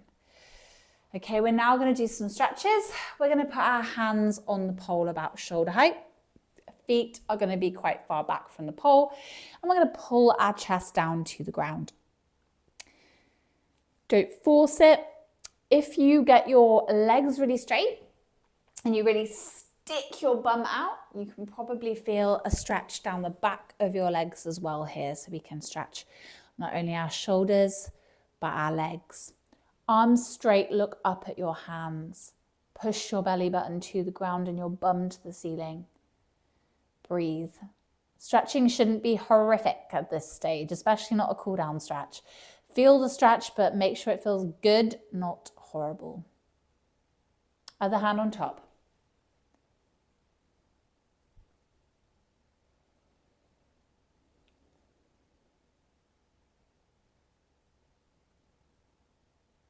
Okay, we're going to come up. We're going to have one hand palm open onto the pole at about shoulder height, and I'm going to turn my chest away. I don't want my shoulder to roll forward. Open your shoulder, hold, breathe. Again, look for that stretch. I often don't specify where a stretch should be these days. It depends, because it depends on your type. This one generally you're going to feel maybe in the chest, maybe more in the actual shoulder, or maybe more down the arm into the bicep. Okay, everybody's different. Swap arms, so same stretch now with the other hand on. Turn the chest all the way away, the hips all the way away. Open the shoulder, don't let it roll in. Open it up. Breathe.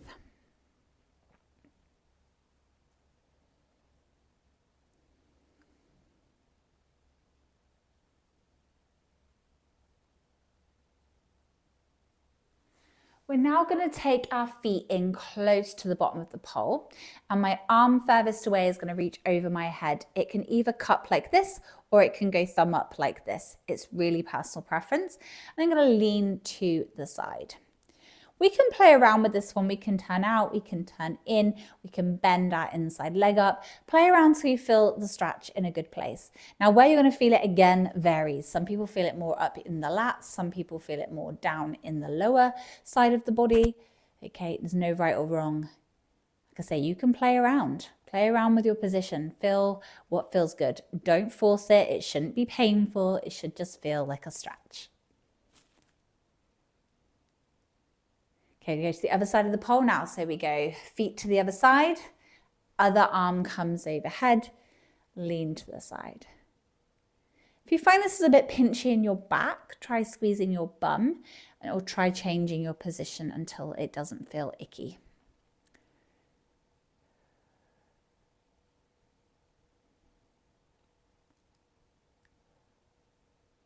Okay, we're now going to come and grab our foot to our heel, knees together, squeeze your bum. Think tall, don't be leaning. Think straight through the body.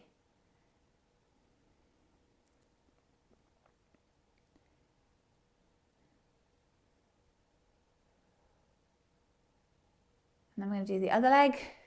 Grab the foot, knees together, squeeze the bum, stay nice and tall.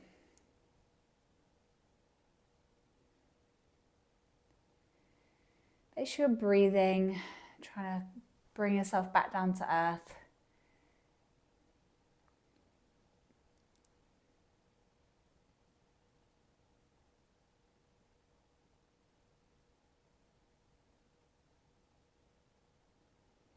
Okay, release the foot. We're now going to take the hand palm down, arm straight, and gently pull the hand in. In my experience, some people don't feel the wrist stretches very much. That's okay, doesn't matter. If you're hypermobile like I am, your wrist could be just naturally quite bendy. Don't force it, okay? Really think about the arm staying as straight as you can.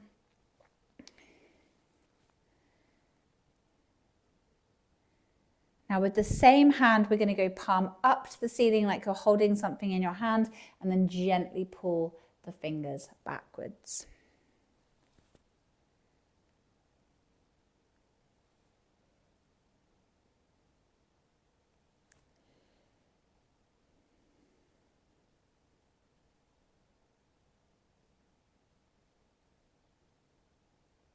Then we go to the other hand, so palm to the floor, pull the hand in gently.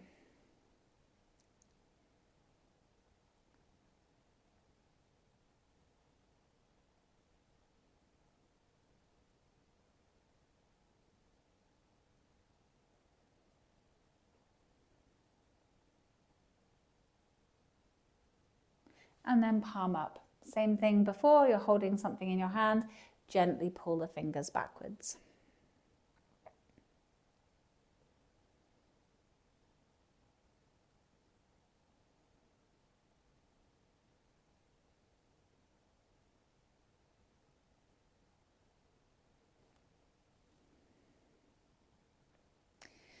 Okay, so now we're going to do a little neck stretch and shoulder stretch. With this one, don't think about pulling with your hands so much. The hand just gives a little bit of weight. Think about pushing down through the arm. So one hand comes over the head, the opposite hand is going to push down, gentle over to the side. Be active in this stretch rather than just yanking on your head. I'm very light with this top hand.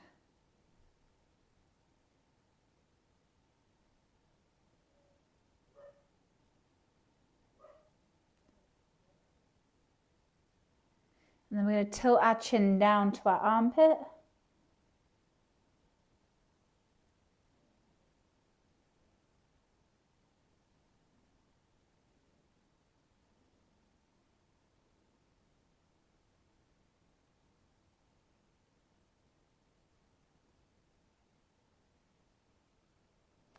We're going to go to the other side. So hand on top, push the shoulder down, very gentle weight on the head.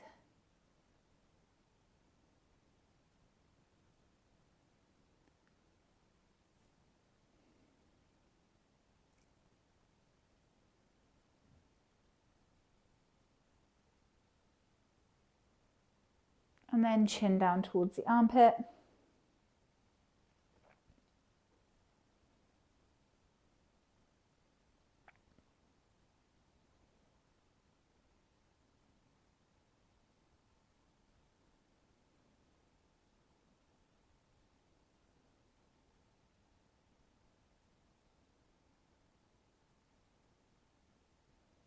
And slowly coming out.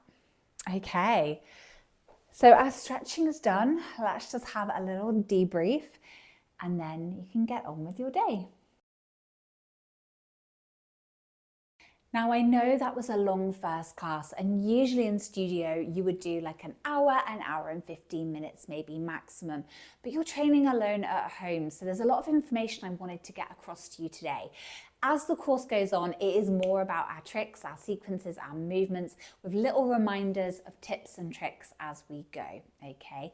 So don't worry, most of the classes in this course are not this involved and a lot more fun. But I really wanted to make sure if you're going to be training alone at home that you have all the tools that you need.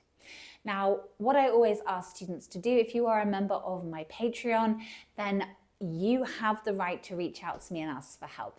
Okay, so do pop me a message if you were stuck with anything today, if you have any questions. If I can point you in the right direction, I will. I do recommend that if you've never really done Behol before and you don't really exercise, that you do try and wait a full week before going on to week 2. If you're getting on this video as I'm posting it, you're going to have to wait a week because it's going to be a week until week 2.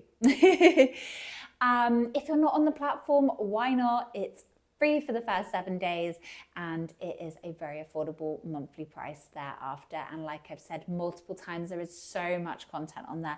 I can keep you occupied for years of home training, hopefully. I also take requests. If there's something you want to learn and it isn't on the platform, then I can film a tutorial for you. I do recommend you film what you've been working on today and you start to keep a record of your progress, because how will you know if you've progressed if you don't have the evidence of where you started? You don't have to share those videos to anybody, but I do think it will be really helpful for you as a learning tool. And finally, don't forget to train smarter, not harder.